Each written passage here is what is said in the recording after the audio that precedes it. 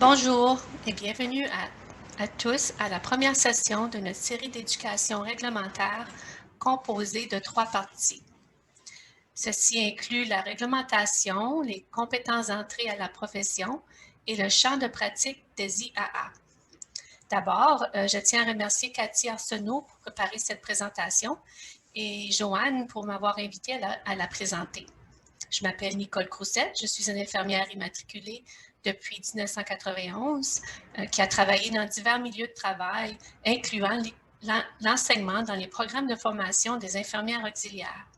Tout comme vous, un cadre réglementaire gouverne ma profession. Comme prévu, nous commençons avec une série, dans la série avec la présentation sur la réglementation.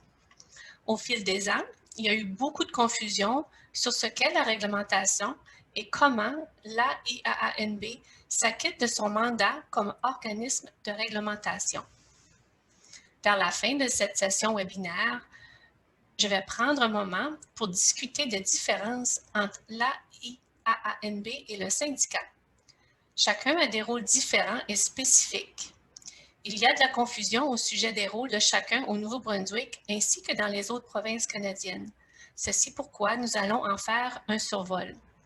J'espère qu'après la session d'aujourd'hui, vous serez en mesure de mieux comprendre ce qu'est la réglementation ainsi que le rôle de la IAANB.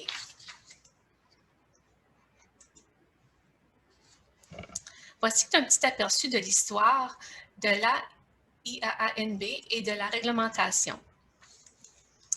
L'association a été créée en 1965, mais avait un tout différent nom. En 1977, elle est devenue l'organisme de réglementation des infirmières auxiliaires immatriculées et la loi sur les infirmières auxiliaires immatriculées a été promulguée pour la première fois.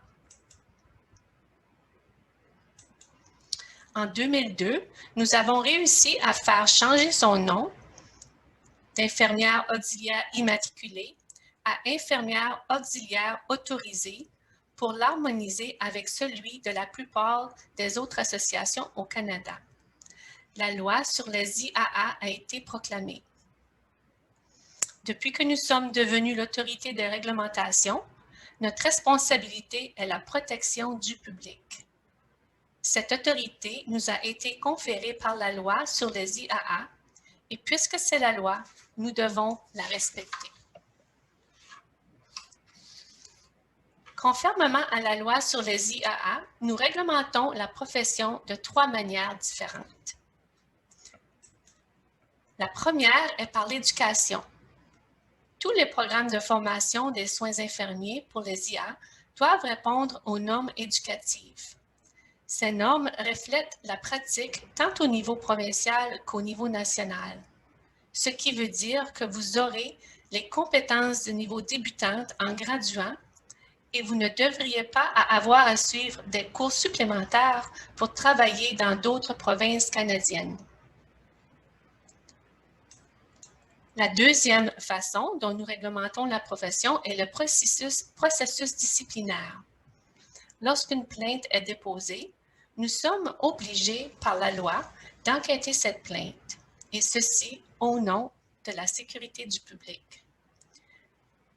Un comité de discipline est en place et ce comité a le pouvoir de révoquer ou de suspendre une licence s'il y a des preuves fondées d'une pratique dangereuse ou il peut rejeter une plainte s'il n'y a pas de preuve que la pratique est dangereuse. Enfin, nous fixons également les conditions pour obtenir votre licence.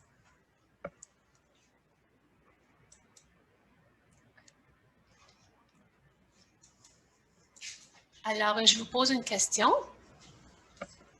Combien d'heures de pratique devez-vous maintenir pour obtenir votre permis de travail avec l'AIAANB? Vous avez quelques choix, je vais vous laisser le temps de répondre.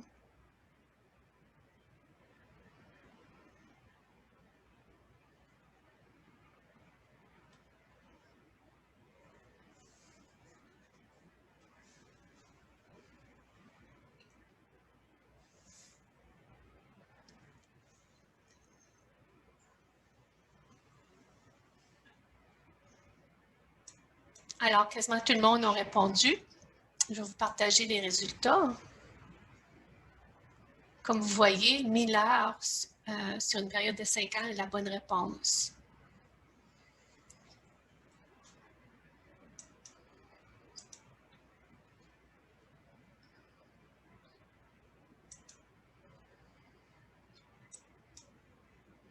Je vous donne une deuxième question.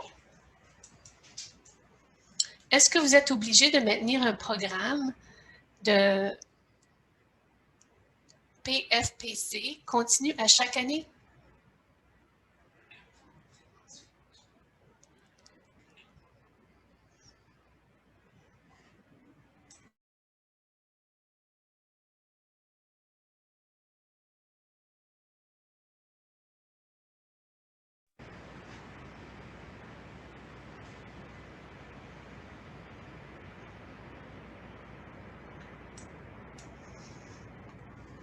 Je vous partage les résultats. J'ai eu, la plupart des personnes ont répondu, puis la réponse est annuellement. Vous aviez bien raison.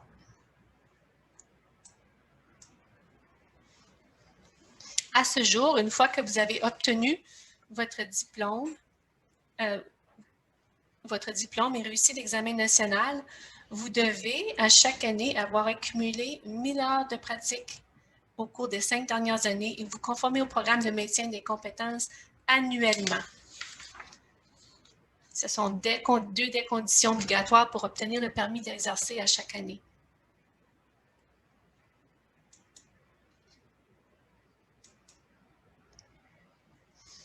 Voici les éléments qui composent la réglementation. Nous allons parler de chacun d'entre eux séparément, en commençant par le cercle extérieur qui est la loi et en terminant par le cercle intérieur qui est le public. La loi englobe tout ce qui touche à la pratique ou au public. C'est ce qui exige que l'on rende des comptes à l'AIAANB, aux employeurs, aux collègues de travail et au public. Le cercle intérieur est le public. La présentation d'aujourd'hui devrait expliquer comment et pourquoi les autorités réglementaires comme l'AIAANB existent et agissent pour la protection du public. Le public s'attend à ce que les professionnels de la santé fournissent des soins sécuritaires, compétents et éthiques, prodigués avec compassion. L'AIAANB est tenue par la loi à veiller à ce que le public reçoive des soins sécuritaires. Et ceci est la même chose partout au Canada.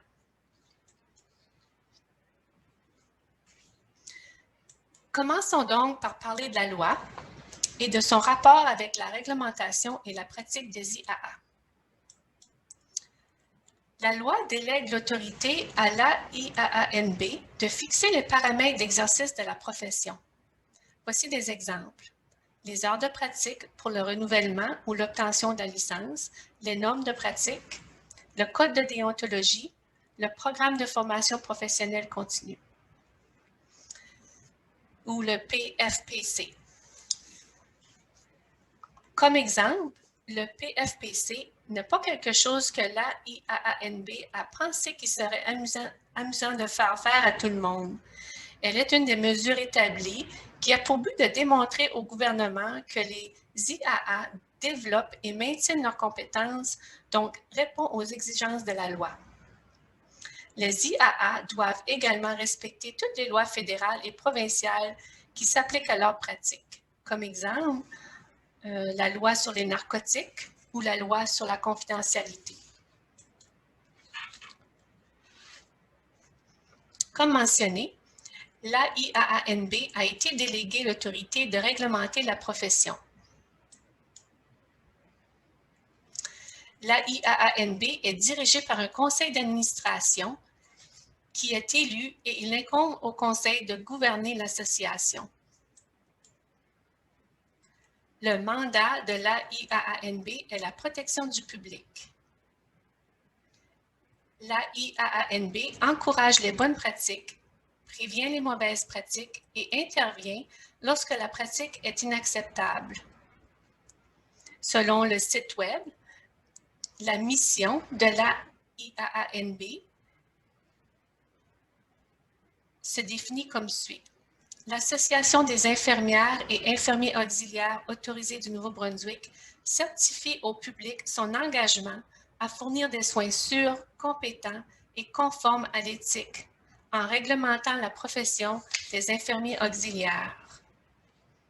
La vision de l'AIAANB explique que les infirmières et infirmiers auxiliaires autorisés sont un élément essentiel des soins de santé en collaboration. On les respecte pour leurs compétences, leur expertise, leur compassion et leurs normes professionnelles impeccables. L'association s'acquitte de son mandat d'origine législative en établissant et en faisant respecter les exigences d'entrée dans la profession, en maintenant une procédure annuelle d'immatriculation, en élaborant des normes de pratique, un code de déontologie et un programme de formation professionnelle continue pour ses membres. L'AIAANB crée les documents réglementaires de base pour guider la pratique, c'est-à-dire les normes de pratique et le code de déontologie. Elle crée également des lignes directives et des politiques de pratique pour aider à guider la pratique des IAA. Ces documents sont disponibles sur le site Web.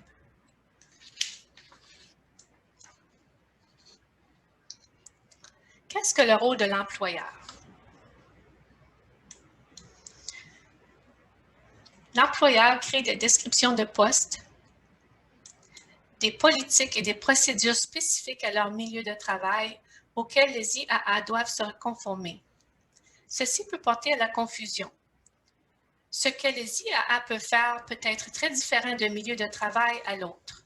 Chaque employeur a des politiques et descriptions de tâches différentes, ce qui détermine le champ de pratique de l'IAA spécifique à son emploi. Ceci dit, l'employeur ne doit pas exiger qu'une IAA pratique à l'extérieur de son champ de pratique établi par la loi. Les employeurs jouent un rôle important dans le maintien d'environnements de travail de qualité afin de favoriser des pratiques sécuritaires de tous leurs employés. Beaucoup de membres demandent pourquoi la IAANB continue à augmenter mon champ de pratique. En réalité, le champ de pratique de l'IAA n'a pas changé depuis de nombreuses années.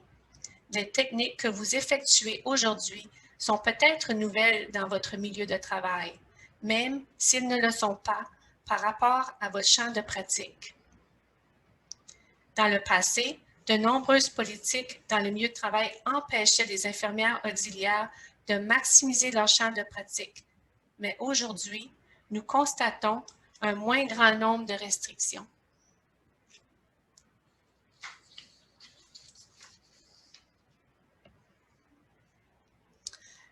La réglementation de la profession. La réglementation établit les exigences relatives à la pratique des IAA. Par exemple, les compétences du niveau d'entrée et les compétences avancées des IAA. Les compétences d'entrée sont sur lesquelles se concentre notre prochain webinaire. Elles indiquent les attentes minimales auxquelles doivent répondre toutes les IAA, tout niveau praticien diplômé possédant ces compétences. Un exemple de ces compétences pourrait être l'administration de médicaments tels les injections sous-cutanées. Les compétences avancées sont des interventions que les IAA peuvent effectuer à condition qu'elles aient reçu l'enseignement après leur formation de base pour l'entrée à la pratique, ainsi que le mentorat nécessaire pour exercer ces activités. Ce sont des techniques qui ne sont pas enseignées dans un programme de formation d'entrée à la pratique des IAA. La vaccination pourrait peut-être en être un exemple.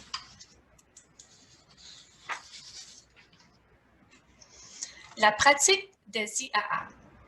Toutes les IAA doivent être responsables et rendre des comptes au public, à la IAANB, en tant qu'autorité réglementaire, à leurs collègues, à leurs employeurs et à elles-mêmes. En tant qu'IAA, vous avez 3 responsabilités principales: l'inscription, la compétence et la conduite.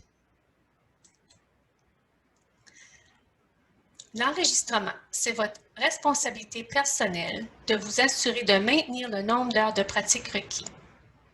Comme mentionné, 1000 heures en 5 ans.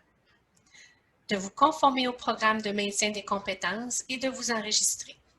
Chaque année, vous devez vous assurer de vous enregistrer avant le 30 novembre en remplissant votre formulaire ainsi qu'en envoyant votre paiement.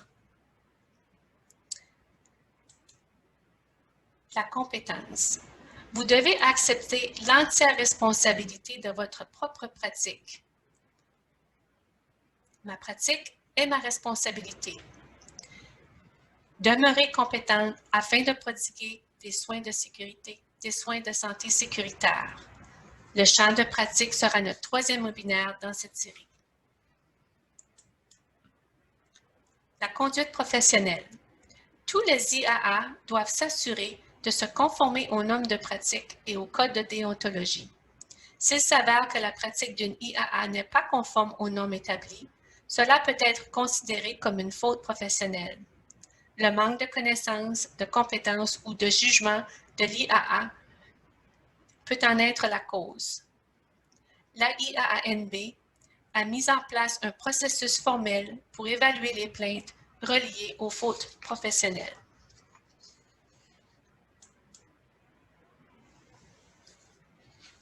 Comme nous en avons discuté, c'est le public qui est au cœur du cadre réglementaire et c'est le public qui est la raison d'être de l'AIAANB.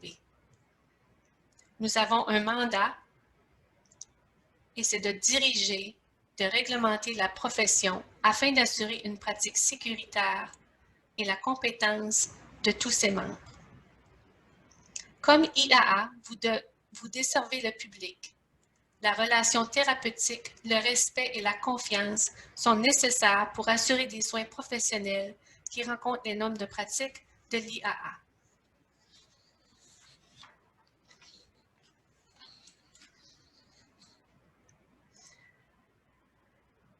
Comme vous pouvez le voir, la réglementation comporte de nombreux éléments et il est important que les IAA comprennent leurs responsabilités et leurs obligations en tant que professionnels. La réglementation est un processus complexe. Elle est mise en place dans le but de protéger le public.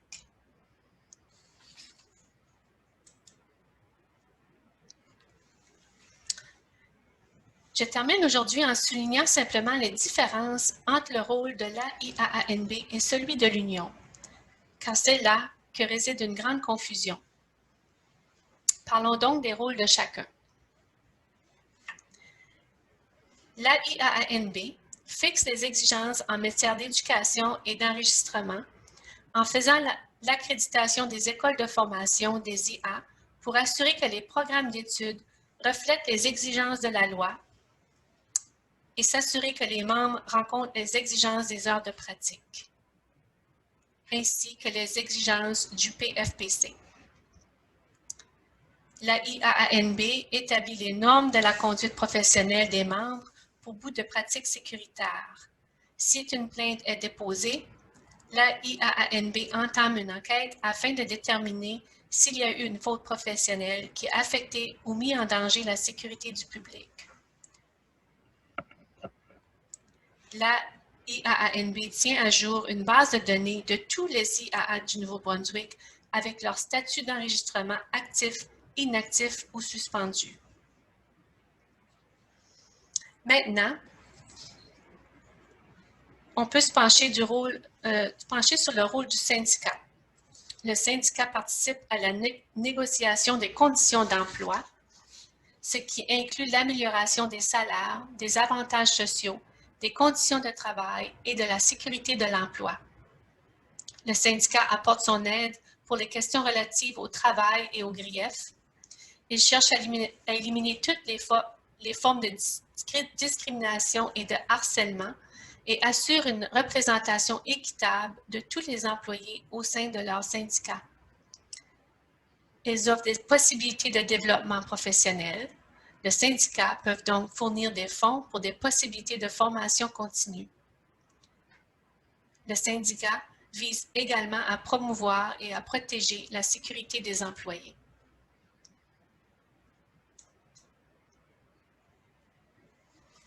Je vous remercie tous de vous être joints à moi aujourd'hui. J'espère que cette présentation vous permet de mieux comprendre la réglementation, le rôle de l'AIANB ainsi que votre rôle et vos responsabilités comme membre. Comme toujours, si vous avez des questions ou des commentaires, je vous invite à nous contacter par téléphone ou par courrier électronique. Les coordonnées figurent sur notre écran ainsi que sur le site Web. J'aimerais maintenant ouvrir la boîte aux questions et réponses. S'il vous plaît, tapez vos questions dans la case prévue à cet effet. Je pourrai les voir et essayer de les répondre.